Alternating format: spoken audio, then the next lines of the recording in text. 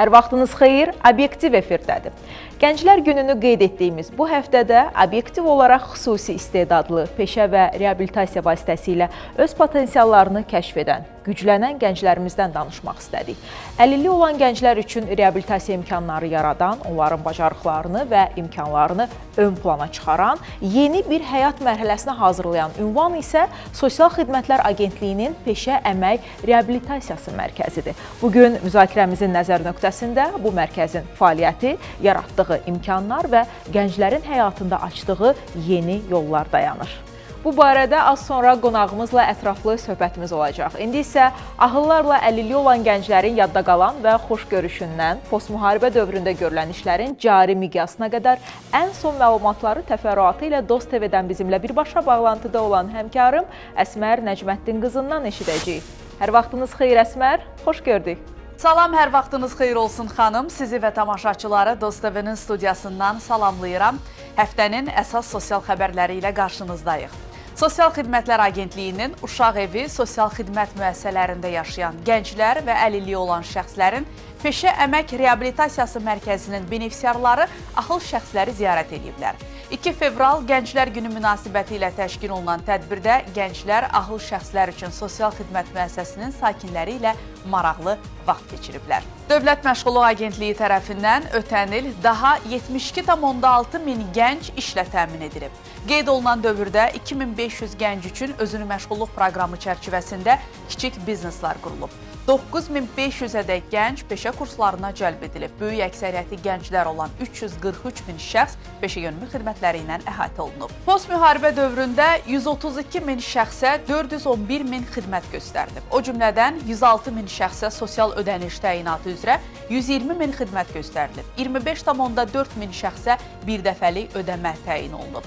7200 mənzil və fərdi ev, 567 avtomobil təqdim edilib. 29 min şəxsin məşğulluğu təmin olunub.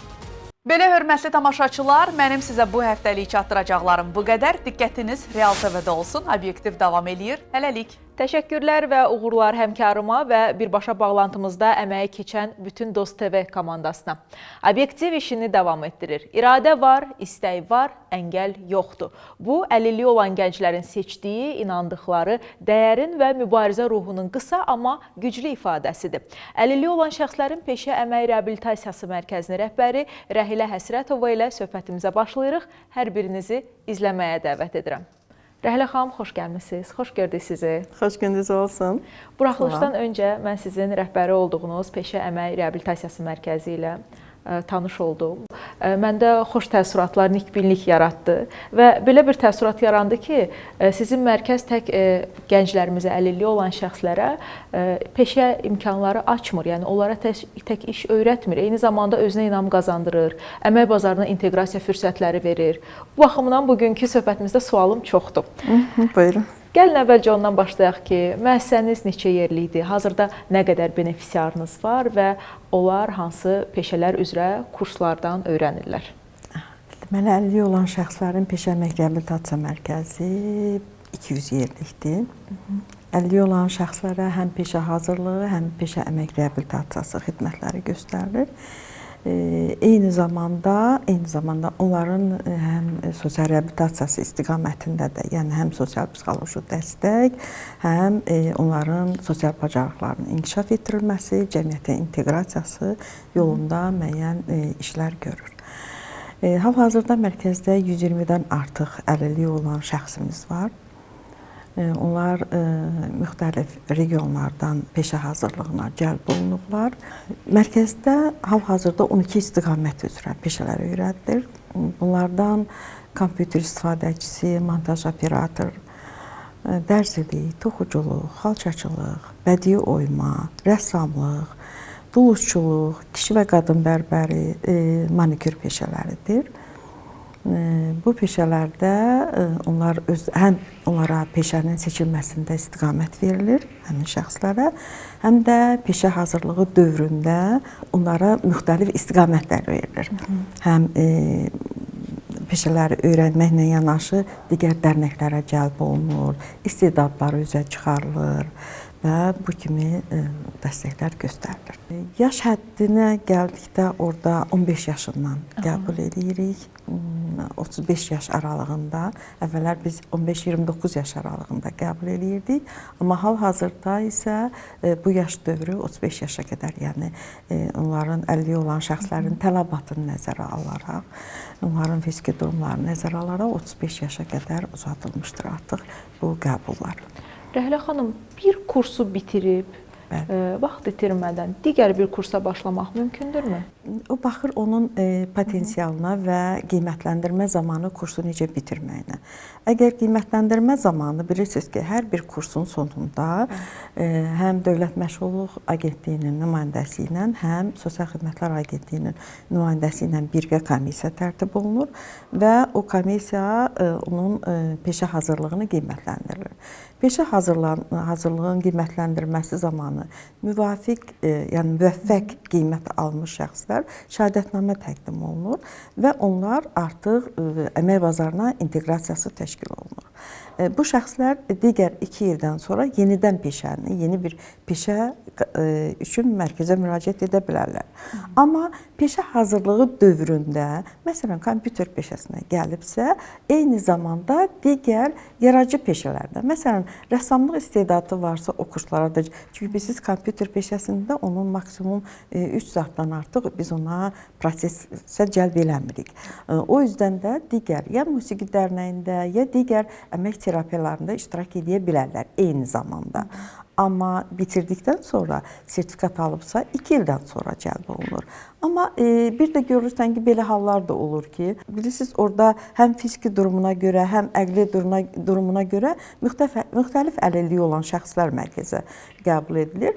Belə ki, deməli, həm yüngül, orta dərəcəli əqli geriliyi olan, fiziki əlilliyi olan, bir də ki, digər əlilliyi olan şəxslərdə, məsələn, hissiyyat pozğunluğu olanlar, psixik pozğunluğu olanlar da qəbul olunurlar. Yüngül, orta dərəcəli əqli geriliyi olan və yaxud da ki, hansısa bir hissiyyat pozğunluğu olan, hansısa bir psixik pozğunluğu olanlarda fərqli olur. Onların sosial reabilitasiyası biraz zaman alır, onların peşə əməyə cəlb olunması üçün müvafiq dövrlər keçməlidir. Onda onlar ildə bir dəfə həmin xidmətdən yararlana bilərlər ki, gəlib peşə əmək reabilitasiyasına qədər çata bilsinlər. Çünki onlarda həm sosial-psixoloji dəstək, həm valideynlərin sosial-psixoloji dəstəyə ehtiyacları olur, həm cəmiyyətin baxışlarının formalaşması, onların cəmiyyətə qarşı baxışlarının formalaşması biraz zaman alır. Söhbətimizdə qeyd etdiniz ki, hazırda mərkəzinizdə 120 gəncə xidmət göstərilir. Bəli. Bu göstərici son illərdə hansı istiqamətə dəyişib? Tutaq ki, keçən il 347 nəfər peşə əmək reabilitasiyasına cəlb olunubsa, bu il yanvar ayında 35 nəfər artıq peşə əmək, tək yanvar ayında 35 nəfər peşə əmək reabilitasiyasına cəlb olunanlar var. Bilirsiniz, insanların tələbatından asılıdır, yerdən və yaxud da ki, onların istəyindən asılıdır. Əlilliyi olan şəxslər adətən belə peşə əmək reabilitasiyasına cəlb olunmaq üçün və müraciətli yerli regionların Sosial Xidmətlər Agentliyinin region filialları var, ora müraciət edirlər. Region filialların Sosial Xidmətlər Agentliyinə göndərilmiş təqdimatı əsasında göndəriş alıb, bizdə peşə əmək reabilitasiyasına cəlb olunur.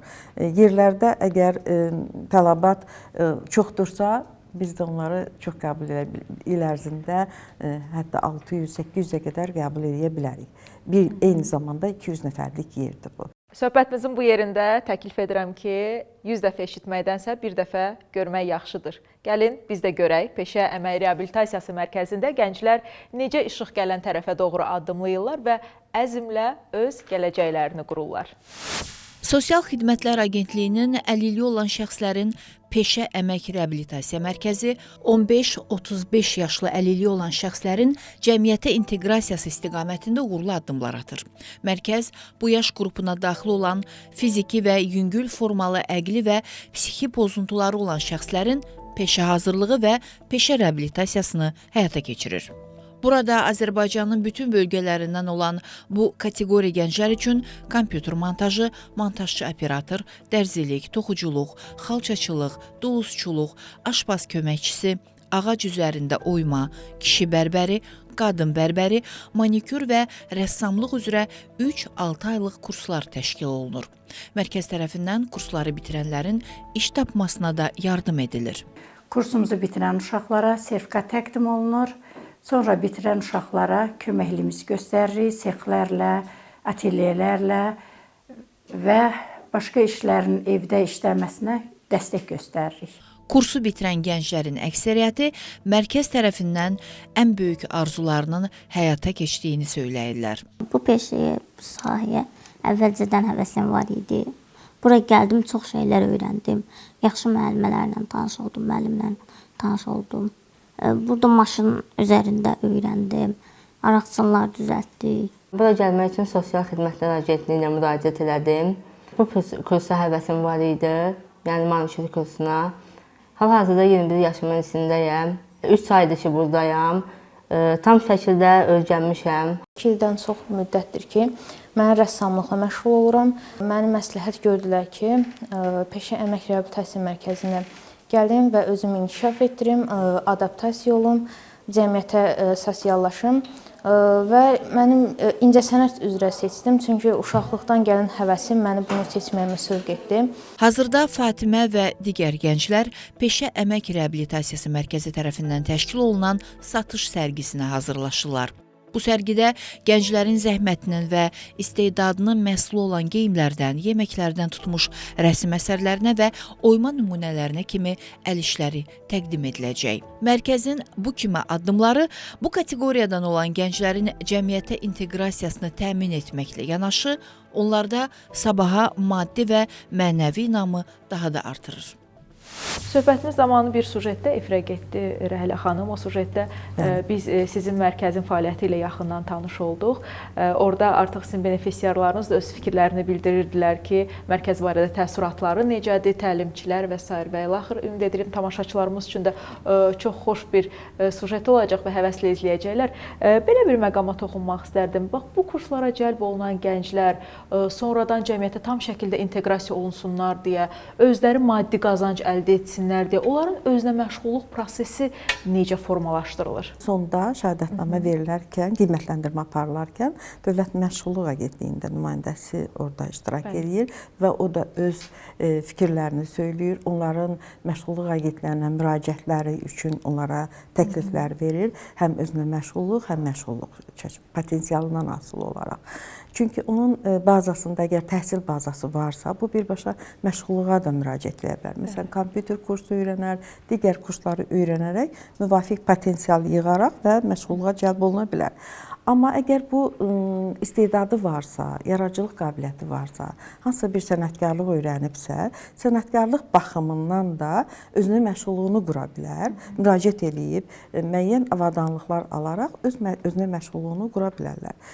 Bu, Məşğulluq Agentliyi nümayəndəsinin onlara töhfəsi və Sosial Xidmətlər Agentliyi tərəfindən ildə bir dəfə bütün qiymətləndirmədən keçmiş şəxslər siyahılaşdırılaraq Dövlət Məşğulluq Agentliyinə göndərilir ki, yəni biz bazı olaraq bu insanları hazırlamışıq və siz onları müvafiq olaraq özünə məşğulluğa və məşğulluğa cəlb eləyə bilərsiniz. Və bu baxımdan da artıq onlarda baza yaranmış olur. Çox istərdim ki, onların uğur hekayələri məsələsinə toxunaq. Bizə danışa biləcəyiniz hər hansı bir uğur hekayəsi varmı? Bilirsiniz, hər bir fərdin, biz bilirsiniz ki, o mərkəzə daxil olanda fərdi reabilitasiya proqramına uyğun olaraq onlar üçün fərdi plan tutulur.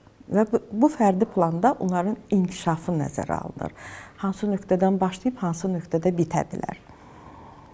Müxtəlif insanlar gəlib keçib zamanla bu peşə reabilitasiyadan və onların zamanla cəmiyyətə qazandırılan insanlar var. Hal-hazırda çox maraqlıdır bizim çünki, məsələn, Dost İnklüziv Yaradıcılıq Mərkəzinin müxtəlif həm mərkəzində, həm regionlarında işləyən yetirmələrimiz var. Artıq orada özləri təlimçidirlər. Bizə daxil olarkən təlim öyrənirdilər. Amma indi isə özləri kimi insanlara təlimlər verirlər. Öyrədirlər. Nə gözəl. Bəli. Bu digərləri üçün də stimul yaradır. Bu uğur hekayələrindən məsələn xalçaçı Solmaz qızımız var, Dost İnkluziv Yaradıcılıq Mərkəzində xalçaçılıq peşəsi üzrə təlim keçir. Oymaçı Asif var. Yəni o da baxmayaraq fiziki məhdudiyyətlidir, baxmayaraq əllər arabasından istifadə edir. Amma çox əzmlidirlər, yaradıcı gənclərdir. Onlar yəni digərlərinə daha peşəkar səviyyədə öyrətməyi bacarırlar. Məsələn, Aybəniz var, Gülnarə var, Gədəbəydən gəlmişdi. Bilirsiniz, heç mən düşündüyümdən də ən yüksək səviyyə əldə olundu ona. Çox əzmkar olaraq hal-hazırda o öz uğur hekayəsini digərlərə danışaraq və onlarda da o peşələrə müvafiq öyrətdiyi peşəyə daha da maraq yaradır. Məsələn, gözdən əlilliyi olan bir gəncimiz vardı Şəmkirdən, Xanoğlan adında. Onun tam gözdən əlilliyi var və o 3-cü sinifdən təhsilini də davam etdirə bilməmişdi. Aydındır ki, müəyyən səbəbdən onun təhsilinin davam etdirməsinə dəstək oldu. İlk olaraq o bir gözü görməyə toxuculuqdan palma yaratdı.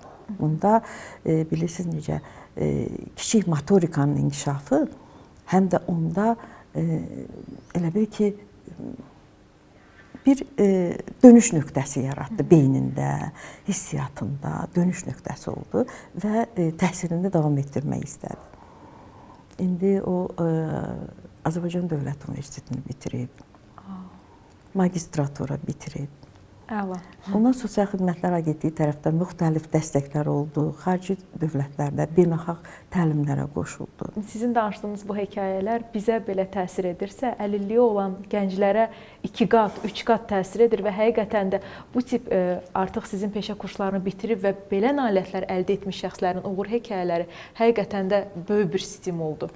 Bilirsiniz, dövlətimiz bu dəqiqə çox yollar açıbdır onların inkişafı üçün. Daha inklüziv cəmiyyətin, daha mükəmməl inklüziv cəmiyyət yaradılması üçün bu dəqiqə imkanlar çox genişdir. Sadəcə olaraq o insanlar ondan məlumatlı deyirlər. Məlumatlı olmağı və ona dəstək göstərməyi gətirib ora çatır. Axı burada təkcə valideyn onu eləyə bilməz. Onun əhatəsi lazımdır. Və onun əhatəsi üçün də Sosial Xidmətlər Agentliyi daima o insanların yanındadır. Nə yaxşı ki, bugünkü efirimizi məhz bu mövzuya ayırdıq. Çox sevindim ki, bu maarifləndirmədə az da olsa bizim də payımız ola biləcək. Təşəkkür ederim. Hələ söhbətimiz bitməyib. Davam edir suallarım. üçün. Müharibə ilə əlaqədar əlilliyi olan şəxslərdən, gənclərimizdən sizin müəssisəyə müraciət edənlər olubmu? İndiyənə qədər yəni 212 nəfər mərkəzə daxil olub bu ötən dövrdə. Əlillik qazanmaq o demək deyil ki, həyat orada bitir. Xeyr, həyat hər zaman, hər dəqiqə inkişafdadır. O insanın potensialını bitdiyi yerdən də davam edə bilər. Bu insanlarda inam yaratmaq, sosial reabilitasiya etmək, cəmiyyətə inandırmaq, özünə inandırmaq, bəziləri artıq təhsilə cəlb olunublar. Məsələn, Musiqi Akademiyasında oxuyan gənclərimiz var, Samid adında. Quba rayonunda baş aşpaz işləyən gəncimiz var ki, halbuki hərbiçi idi. O əlillik qazananda inanmırdı ki, başqa bir peşə onun üçün müvafiq olar, elə hərbiçi idi. Amma indi artıq baş aşpaz işləyir. Potensialını kəşf etdi bu yöndə. Potensialını kəşf elədi. O digər bir peşə kəşf elədi özü üçün ki, bu fiziki durumda da bu peşə ilə məşğul ola bilərəm. Yəni, həyatda tutunub yenidən davam edə bilərəm. Yenidən davam edə bilər. Məsələn, Samid bizə mərkəzə daxil olanda o ancaq kompüter öyrənirdi ki, bəlkə hansısa bir gedər bir kompüterdə işləyər, amma bunun çox gözəl istedadı var idi. Həm də ki, orta məktəbdə musiqi təhsili var idi. Bunu yönəltdik biz İncəsənət Universiteti ilə əməkdaşlıq çərçivəsində bir sərgi təşkil eləmişdik və o sərgidə rektora təqdim elədik ki, bu gəncimizin gözəl səsi var. Elə oradaca ona qiymətləndirmə aparıldı. Güləz xanım dəstək oldu onun hazırlanmağına falan və indi hal-hazırda Musiqi Akademiyasında oxuyur. Bir yaxında bir hərbiçi gəncimiz daxil olmuşdu Elnur adında. Biz onu deməli Gürcüstanda keçirilən Ivereverland belə bir festival var idi. 7-ci beynəlxalq festival idi. Ora təqdim elədik. Oradan bürünc medalla qayıtdı və indi gələcəkdə özünün montajçı operator kursunu bitirib səs studiyası açmaq istəyir özü üçün. Yəni belə fərqli gənclər, fərqli istedadlı gənclər yetişir. Bir peşənin üzərindən digər bir peşə qazanaraq həyatlarını davam edirlər, maddi durumlarını yaxşılaşdırırlar. Sizdən belə bir hiss aldım ki, siz onlara ana qayğısı ilə yanaşırsınız. Biz sizin mərkəzdə olduqda oradakı təlimçilərlə söhbətimiz zamanı da uğur hekayələrini onlar da danışarkən bax gözlərində belə bir sevinc var idi. Bu bizi çox sevindirdi həqiqətən və ümid edirəm ki, sizin benefisiarlarınızın uğurları bundan da qat-qat çox olacaq. İnşallah, inşallah. Hər birinə uğurlar arzulayırıq. Hər biri üçün də dəstək olmağa hər zaman hazırıq. Nə gözəl. Rəhlə xanım, sonda bir sualım olacaq. Sizin mərkəzdə hər hansı yeni peşə növlərinin tədris edilməsi nəzərdə tutulurmu? Bəli, zaman-zaman həm çevik əmək bazarına inteqrasiya məqsədi ilə, həm fiziki durumlarına görə ehtiyaclarını nəzərə alaraq biz peşələri artırırıq. Zamanla doluqçu peşəmiz yox idi, artıq var. Zamanla manikür peşəmiz yox idi, artıq var. Bu ötən dövrlərdə yaradılıb. Amma indi isə bu il planlamışıq ki, yeni fotoqrafiya və avadanlıqların təmiri üzrə peşələrin açılması. Artıq maddi texniki bazası demək olar ki, hazırdır. İndi gözləyirik ki, təsdiqlənsin və onun tətbiqinə başlayaq. O istiqamət üzrə gənclərimizi qəbul edək və onları da o sahədə yetişdirək. Düşünürəm ki, bu da onlara yəni maddi durumları üçün daha da önəmli olacaqdır.